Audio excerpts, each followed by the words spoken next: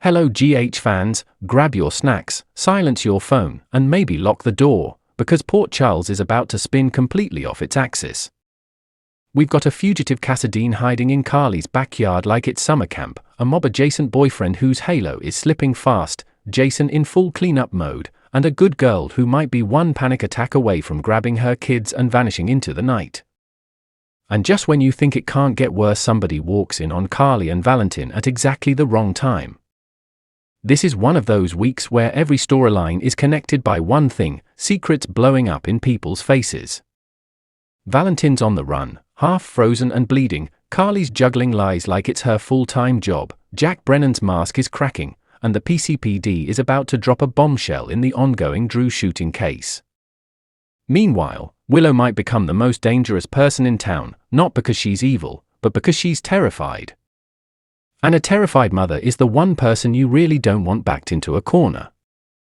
Add in Charlotte being pulled like a human tug-of-war rope between Valentin, Lulu, and the federal government Brit trying to keep her health issues under wraps while Jason gently pries and Anna Devane literally chained away in some mystery room while someone ominous walks in on her, and yeah, this isn't just a regular week. This is cancel your plans, we're staying in Port Charles level drama. So the big question's hanging in the air? Who interrupts Valentin and Carly, Jason or Brennan, and what does that do to Carly's entire life? Does Brennan finally drop that maybe I'm a decent guy act and go full villain? Is Willow about to run with Wiley and Amelia and cement herself as Port Charles' newest cautionary tale? And when the cops launch their manhunt, are they chasing the right person or are we watching another GH case of close, but wildly wrong? Let's dive in storyline by storyline, because there's a lot to unpack, from the shed in Carly's backyard to the interrogation rooms at the PCPD, right up to the locked door hiding Anna's captor. Let's start with the mess at Casa Carly, because honestly, that's ground zero for half the chaos. Valentin escapes custody thanks to some clever maneuvering, and he ends up on Carly Spencer's doorstep like a stray Cassadine cat in need of a warm bowl of milk and a bandage. She gives him a first aid kit, but she's crystal clear: patch yourself up and go.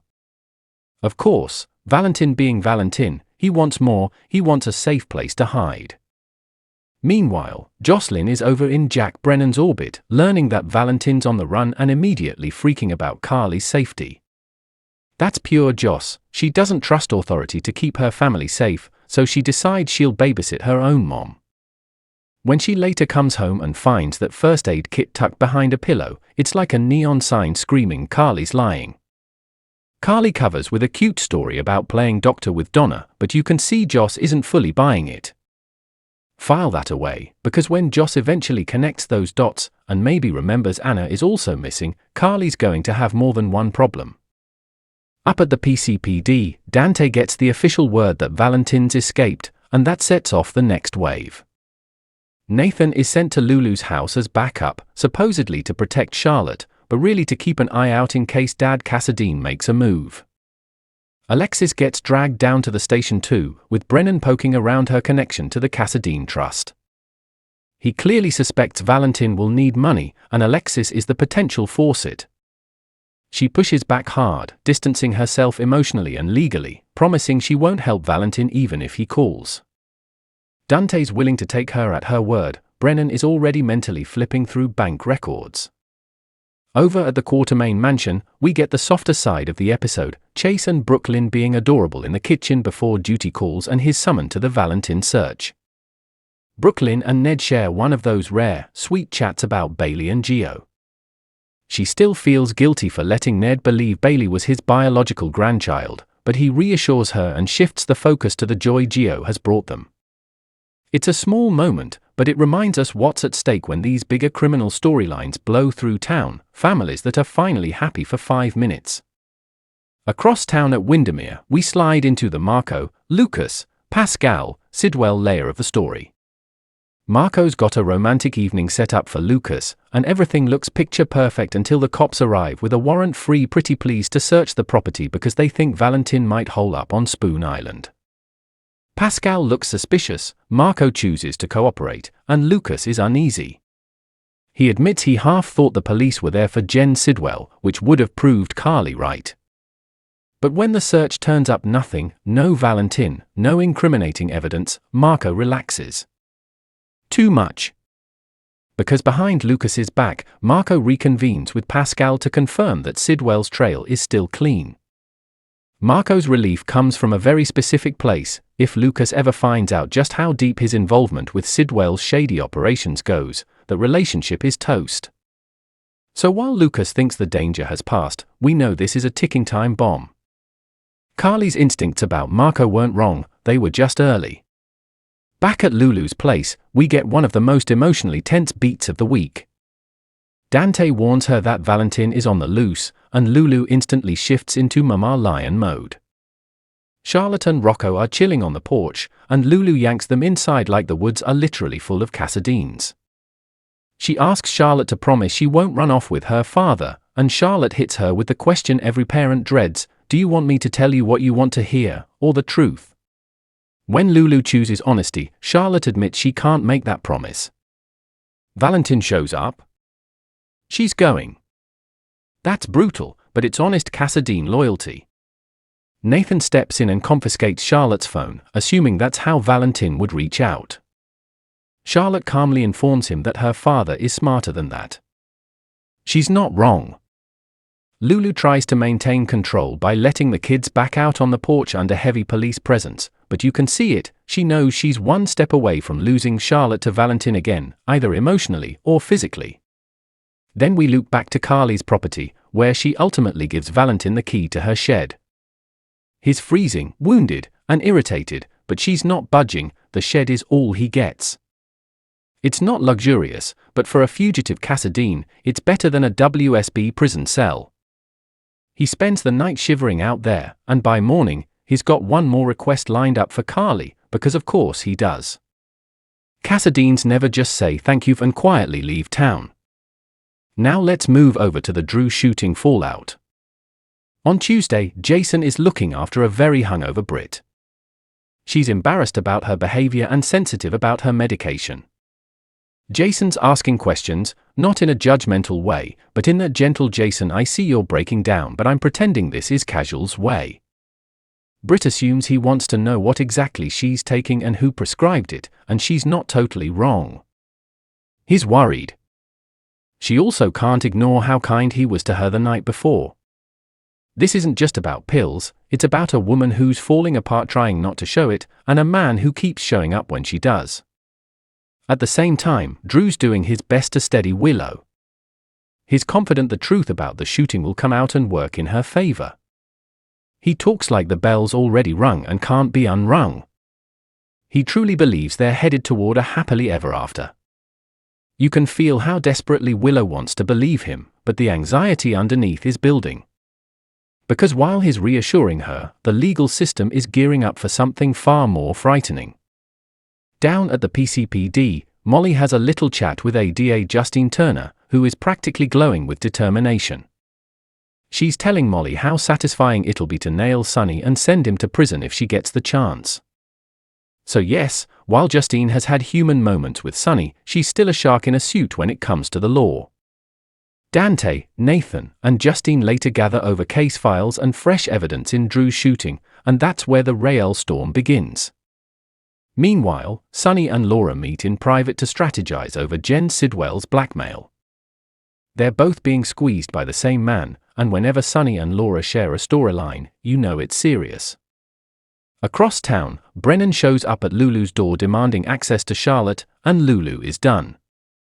She bans him from seeing her daughter, furious that he's treating Charlotte like a pawn in the hunt for Valentin. Brennan tries that national security angle, and Charlotte herself may insist on hearing him out, but Lulu's message is clear: stay away from my kid. Over all of this, the weekly preview hangs like a dark cloud, Dante telling Alexis that Valentin can be counted on to go after Charlotte, split-screen shots of Curtis and Willow as suspects, and someone walking into the room where Anna Devane is being held captive. We don't see who it is yet, just the implication that her story is about to take a sharp, dangerous turn. Let's peel all this back and talk about what people really want, because on GH, what they say and what they're actually doing are rarely the same thing. Starting with Carly, on the surface, she's helping Valentin because of their reluctant alliance against Brennan and the WSB. But emotionally, she's in a tug of war. Jason's warned her about Brennan. Brennan's charmed her, protected her, and sold her a version of himself that looks like the better choice after a lifetime of mobsters and bad boys. Now she's hiding Brennan's prisoner in her shed. Deep down, Carly hates being played, and once she realizes Brennan's darker than advertised, she's going to feel stupid, angry, and betrayed, which is dangerous for whoever she blames. Valentin, on the other hand, wants three things: survival, Charlotte, and redemption, though that last one slips through his fingers every time he gets desperate. He trusts Carly enough to show up at her door bleeding, which says a lot about how far he's come from shoot first, monologue later Cassadine mode. But he's still using her. He's gambling that her loyalty to Jason, Brennan, or even the law will never outweigh her instinct to manage chaos her own way. Then we have Brennan, the human question mark. He's played both sides of the line since he showed up, flirting with Carly, recruiting Joss into the WSB, threatening Jason, and now hunting Valentin. He likes control. He likes power. And when someone like that feels betrayed, say, by Carly harboring Valentin, or by Jason undermining his plans, that's when the real villain comes out. Fans have been side-eyeing him from the beginning, and his treatment of Vaughn, dragging the guy off when he refused to dump Joss, was the biggest red flag yet. He's not a man with a conscience, he's a man who can pretend to have one until it gets in his way. Jason is in classic damage control mode. His loyalty to Carly is non-negotiable, and his protectiveness toward Britt shows a softer side. He's worried about her mysterious medication, her drinking, and the way she keeps self-destructing. At the same time, he's on Brennan's radar, and if Brennan figures out Jason spilled the WSB Joss secret to Carly, Jason jumps to the top of his hit list. Jason knows Brennan's dangerous, the problem is getting Carly to believe that before she's in too deep. Now, Willow. On paper, she's the gentle teacher and devoted mom who's always tried to do the right thing. But trauma doesn't just disappear because you get a new last name and a cushy life. Her cult history, her childhood, her messy custody fight, none of that has been properly healed. Losing the kids' full custody lit a fuse. Now, she's under suspicion for shooting Drew, scrambling to stay out of prison, and hearing whispers about new evidence at the PCPD. She loves Wiley and Amelia more than anything, and that love plus fear is a volatile combo. If she gets even a hint that the cops are ready to lock her up, she might make the worst possible decision in the name of protecting her kids. Curtis, meanwhile, is the guy who had a dark moment of rage, told Selena Wu to do something unforgivable, and then tried to pull it back. He rescinded his request, but life doesn't always care about timing. Now he's standing there looking composed while the preview paints him as one of the prime suspects in Drew's shooting. Unlike Willow, Curtis has the resources and stability to fight this the right way. He's not going to run. But the fact that he ever put that plan into motion at all says something about how close to the edge he's been pushed. Charlotte's psychology is a story all on its own. She's torn between a mother who wants to keep her safe and a father who represents escape, adventure, and unconditional loyalty. When she tells Lulu she can't promise not to leave with Valentin if he comes for her, that's more than teenage rebellion, that's Cassadine blood speaking. She's old enough to see that adults spin their own stories. Brennan claims national security, Lulu claims safety, Valentin claims love. Charlotte's trying to figure out which of them is telling the truth or at least which version of the truth she can live with. Lulu is pure maternal panic. She's juggling fear of Valentin, distrust of Brennan, and the grim reality that the law doesn't always protect the people she loves. When she bans Brennan from seeing Charlotte, that isn't just anger, it's her trying to carve out one place in this mess where she has control. But GH loves to show how little control parents actually have once danger and power players get involved. Justine Turner is fascinating because she has that righteous ADA energy mixed with a low-key thrill at the idea of taking down someone like Sonny. She's not pretending she's neutral, she wants a win. When Dante asks where they should focus this new evidence, you get the sense that Justine doesn't care whose life she has to blow up, she cares about a clean case and a conviction. That's great for justice until it isn't. Sonny and Laura are in survival brain mode with the Sidwell blackmail. Both of them have pasts full of compromises, and Sidwell knows it. They're trying to find a path out that doesn't destroy their families or their power. When those two are united against a threat, that threat should be worried. Britt is walking a lonely path, physically sick, emotionally raw, desperate to cling to independence while quietly unraveling. Her meds, her drinking, her guilt, and her connection to Jason are all colliding. She's terrified of being seen as weak, even as she's practically begging someone to notice that she's not okay. And then there's Anna. We don't see her captor yet, but whoever's walking into that room where she's being held is playing a long game. Kidnapping Anna Devane is not something you do on a whim. It takes planning, resources, and a very personal motive. That's why this prisoner storyline feels less like random danger and more like the beginning of a major revenge arc. So, GH fans, let's talk about where this could all go, because this week is clearly the setup for some explosive payoffs. First up, that interruption at Carly's house. The promo makes it look like someone walks into her living room right as Valentin is there, and she's got that special Carly mix of guilt and terror on her face. Fans are split. Is it Jason walking in, or Brennan? If Jason's the one who catches them, he'll be furious, but his first instinct will still be to protect Carly. He might hustle Valentin out, help cover the tracks, and then circle back later to give Carly the "what were you thinking" speech of the decade. If it's Brennan? Whole different story.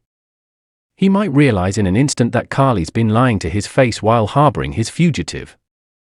Depending on how much he overhears, he could learn she knows more about the WSB mess, Joss's secret agent status, and his own shady behavior than he realized. That could push him into full villain territory, using his power at the Bureau to destroy Jason, punish Britt, and corner Carly emotionally. He might protect her, but in a creepy, possessive way that comes with strings attached and serious career risk for him. Fans have long suspected Brennan would eventually drop the nice guy act and reveal himself as the latest big bad. The way he handled Vaughn, hauling him off for daring to keep dating Joss, already screamed mob boss with a badge. Catching Carly with Valentin could be the trigger that sends him all the way over. Now, the Drew shooting. That new evidence Dante talks about? It points the cops toward Curtis and Willow. And while Curtis trying to run doesn't really fit, the idea of Willow bolting with her kids absolutely does. She's been making impulsive, panic-driven choices for months. If she hears about the manhunt, she might assume guilt is already decided and decide the only way to keep Wiley and Amelia is to grab them and disappear. If that happens, this storyline could be the perfect opportunity to finally expose just how unstable Willow's become. GH has hinted at her stalking Daisy, hinted at her unhealthy fixation on control, but it's all been whispers and suspicion. If she actually kidnaps the kids and goes on the run, everyone sees it. Michael, Drew, Nina, all of them will be forced to confront what she's really capable of when cornered. There's also fan speculation that Willow could be dealing with dissociative identity disorder or another severe psychological break stemming from her untreated trauma.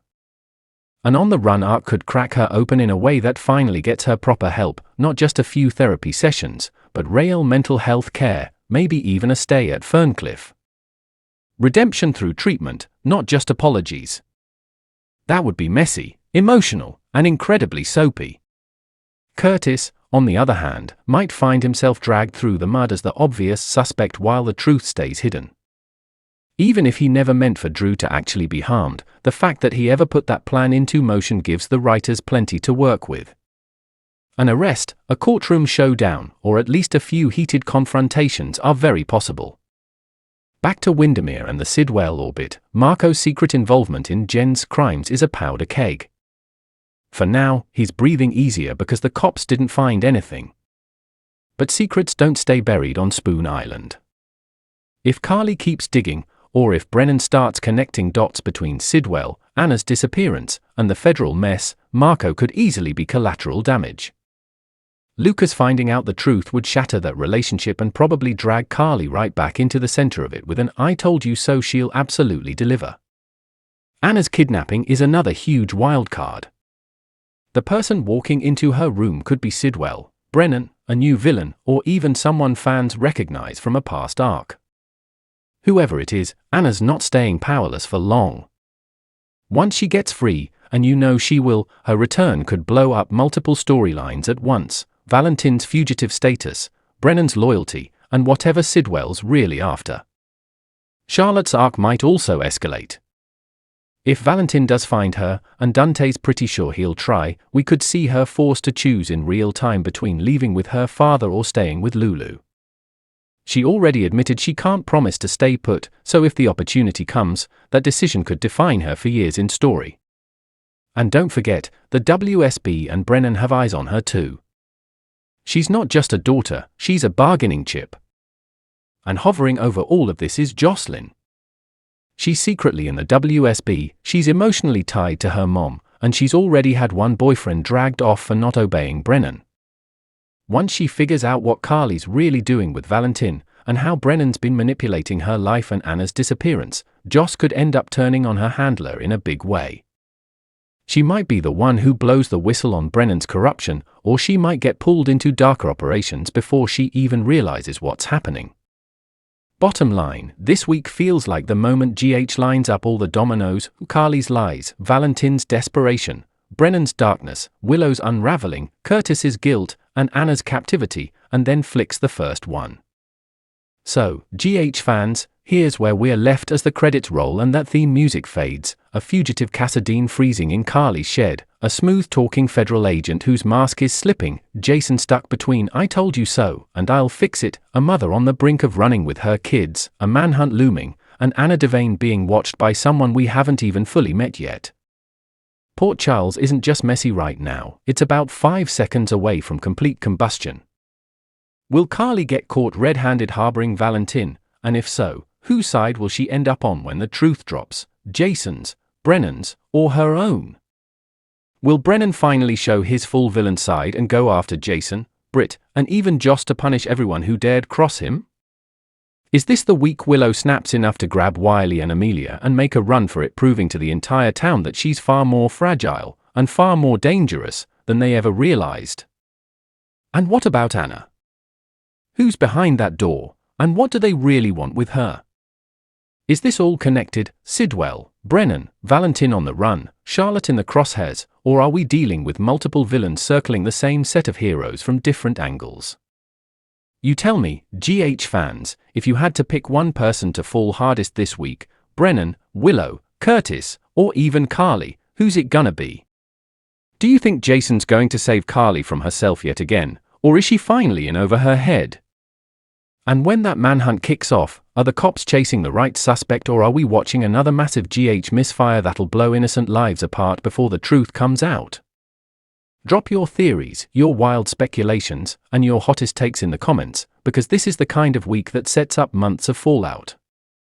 And trust me, if this is how Port Charles looks before the holidays, you do not want to miss what comes next.